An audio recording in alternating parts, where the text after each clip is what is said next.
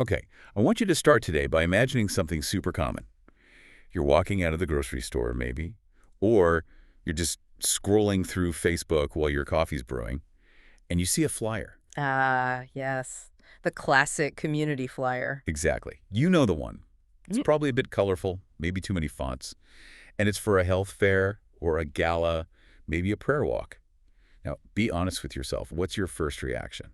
Well, if we're all being honest, most of us just keep walking. Right. We see it as a nice one-off event, a bake sale, something that, just appears on the radar for a second and then it's gone. We mentally file it under random acts of community. Random acts of community. That is the perfect phrase for it. But that brings us to the question that sent me completely down the rabbit hole with the material we have today. What if that flyer wasn't just a flyer? Hmm. What if behind that single piece of paper, hidden right there in plain sight, was an entire, sophisticated economic ecosystem designed for survival? What if that flyer was actually a blueprint? And that is exactly where we're going. We are doing a deep dive into an organization called the Unique Umbrella Effect, or TUUE for short. TUE. It's a memorable name. It is TUUE. And I'll admit, when I first saw it in the documents, it sounded a little abstract. You hear umbrella, you think protection, which is fair. But then you get into the transcript, which is from a Season 3 bonus of the Abundance Blueprint podcast with Naomi Sadiq, and you realize it's not just a metaphor, it's a structure. A whole strata. It's a faith-led, culturally rooted organization, and they're celebrating a huge milestone.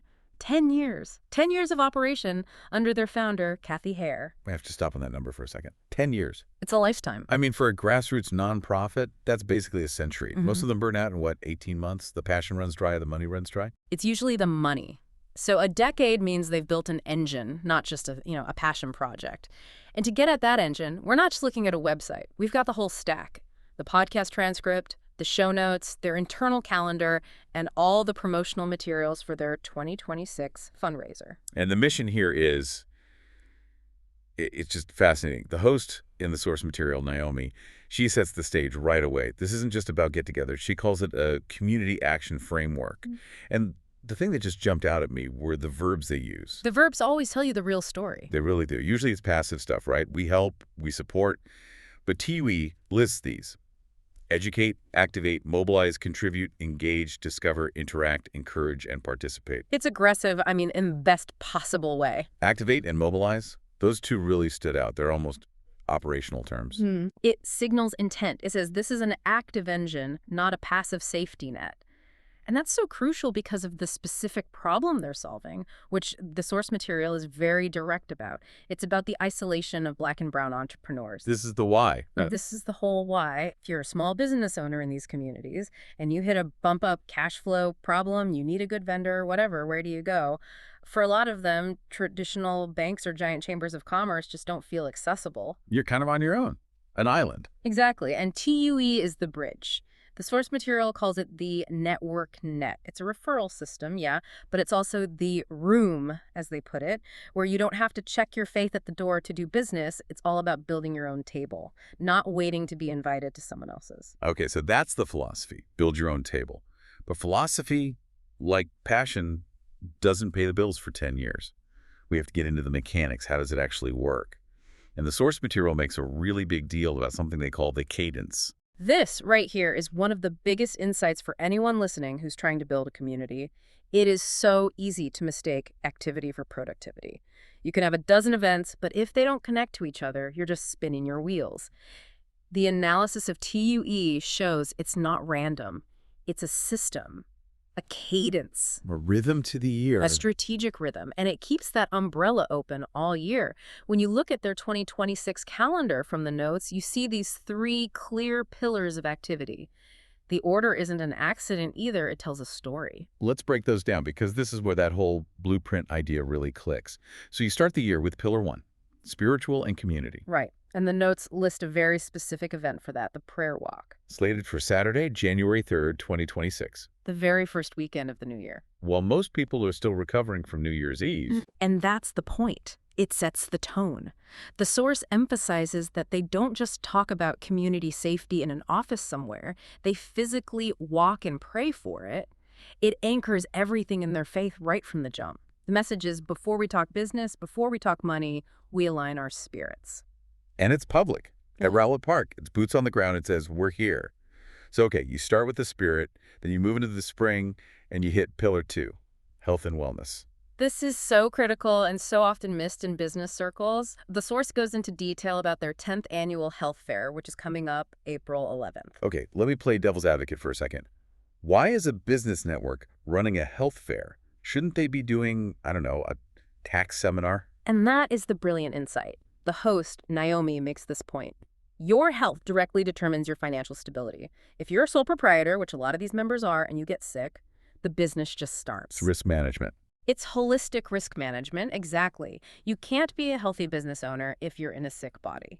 And they're partnering with dedicated senior medical center. A corporate partnership. Interesting. A strategic one.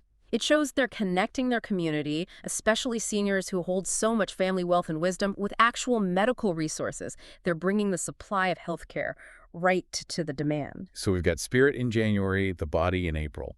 Then, toward the end of the year, we get to the third pillar, the economic engine. The Annual Veterans Ball. Yes, the big one, November 15th.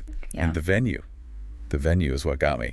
Ruth Eckerd Hall. That's a huge detail. That's a major performing arts center. This isn't a church basement. It's not a backyard potluck. This is what you'd call the big room. And what does that signal to everyone involved? Legitimacy. Prestige. When you ask someone to buy a ticket for a gala at a place like that, you're telling them, we are a serious professional organization. It elevates the brand of every single business under that umbrella. And functionally, this is the harvest. That's it.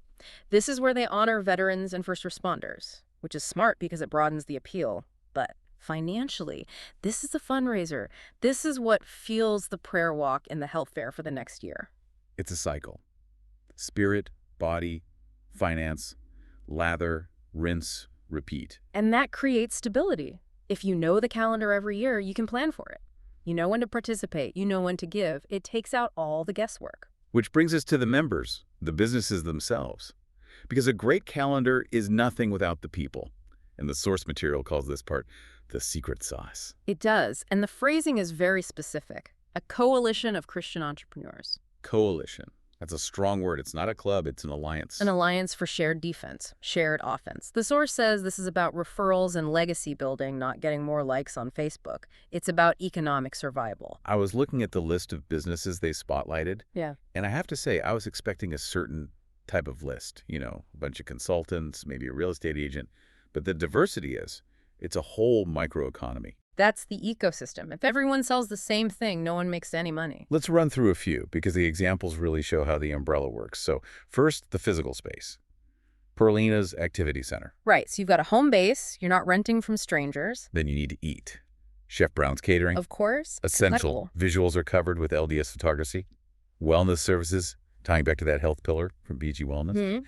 And then, and this is my favorite part because it's so grounded, you've got the trades. Kuma Plumbing Drain. That one stood out to me too, a plumber. It's not just digital stuff. If your pipe bursts, you don't go to the yellow pages. You call Kuma. You stay in the network.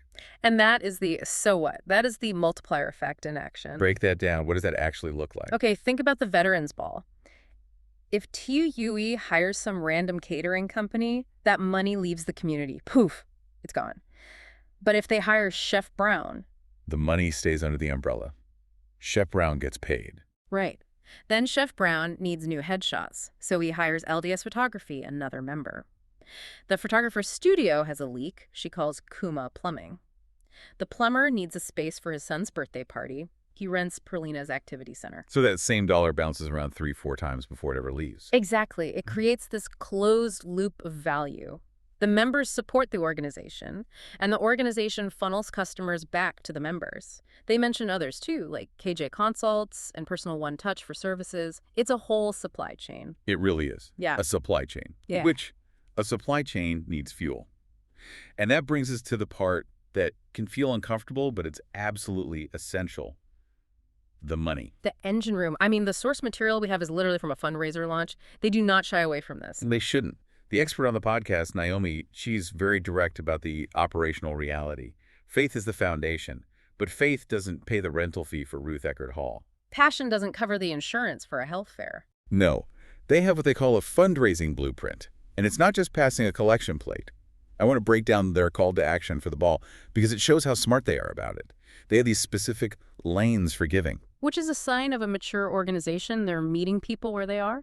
Lane 1 is the simplest. Buy a ticket, just show up. The source says, presence matters. And it does. It validates the event for corporate sponsors. An empty room is the kiss of death for future funding. A full room creates energy. Totally. Then Lane 2, sponsor a veteran or a first responder's seat. This is so smart. If you can't go, you pay for a hero to be honored in your place. It's an emotional connection. You're not just donating to a cause. You are actively facilitating honor for someone. That opens up wallets in a different way. Lane 3 is for the business owners. Sponsor a table. Bring your team. It's a networking opportunity. And brand alignment. Your business wants to be seen as a pillar of the community, right? This is marketing that also does good. And then you have the big fish, community partnerships. They specifically mention names like Walmart and Publix. And dedicated senior medical center again. This shows they're bridging the grassroots and the corporate worlds. They create a way for Walmart to fulfill its community responsibility goals by funding actual effective infrastructure. It's a win-win. For me, though, the best part was the transparency.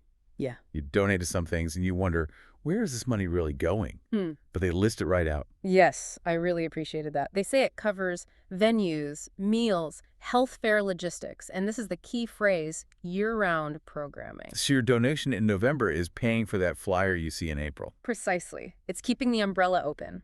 Without the ball, the health fair either doesn't happen or it's a shadow of itself. It connects the donor's dollar directly to the impact. There was one other piece in that engine room section we have to talk about. A person. Shaletta Germain. Ah, yes, the professional layer. She's introduced as the program manager and, get this, a funding strategist. That title, funding strategist, you don't usually see that in a small community group. You don't. And frankly, that's why many small groups stay small. What do you mean? Well, usually the founder is also the bookkeeper and the event planner. By having a dedicated funding strategist, they're treating revenue like a professional discipline. Her job is to connect resources to programs, to make the story so clear that money can, as they say, find the mission. There was a great quote about that. Clarity is fundraising. It's such a powerful idea. If you can't explain what you do the way we're breaking it down right now, no one is going to fund it. Her presence tells big partners like Publix, we have a pro, we speak your language, we're good stewards of your money. It keeps them out of the passion trap, where you've got all heart and no spreadsheet. It's what moves an organization from just surviving to actually thriving. So let's bring it all back. We started with this image of a flyer on a bulletin board. After digging through all this material, that flyer looks completely different. It really does. It looks like the tip of a very large, very well-designed iceberg. We've seen the cadence, that rhythm of spirit, body, finance. We've seen the ecosystem, the plumber and the caterer in a closed economic loop. And we've seen the engine, that professional fundraising structure that keeps it all going. I think the main takeaway, the synthesis of it all, is that TUT is a 10-year-old proof of concept. It's a blueprint. A blueprint for what, though? For resilience. I mean, we throw around phrases like build your own table or support your community, but what does that actually look like on a Tuesday afternoon? It looks like this. It looks like not waiting for a government grant to save your neighborhood. It's about circulating your own resources, honoring your own people, and healing your own community with what you already have. It's so active, not passive at all. Not at all. There's a line from the host, Naomi, that I think just nails it. She says, we don't chase abundance. We blueprint it. We blueprint it. I love that. It's design over luck. Exactly. Luck is finding a $20 bill on the street. Design is building a bank. They're building the bank. That is such a powerful way to put it. It really reframes these local organizations as, true economic engines. It leaves me with the final question, actually. A provocation for everyone listening. Let's have it. We tend to see community support as charity, something nice to do. But what happens if we reframe it as a necessary economic supply chain? What if every community built a cadence like PU? If every neighborhood had its version of a prayer walk, a health fair, and an economic ball that all fed each other, how much less reliant would they be on external systems that may not have their best interests at heart? That's the question, isn't it? Is this model replicable? The source material seems to think so. I mean, that's why they call it a blueprint. It's meant to be copied. Well, I know I'll never look at a community flyer the same way again. I'll be looking for the blueprint behind it. As you should. And that's all for this deep dive. Next time you see one of those flyers, maybe stop for a second. You might just be looking at an engine in disguise. Thanks for listening, and we'll see you on the next one.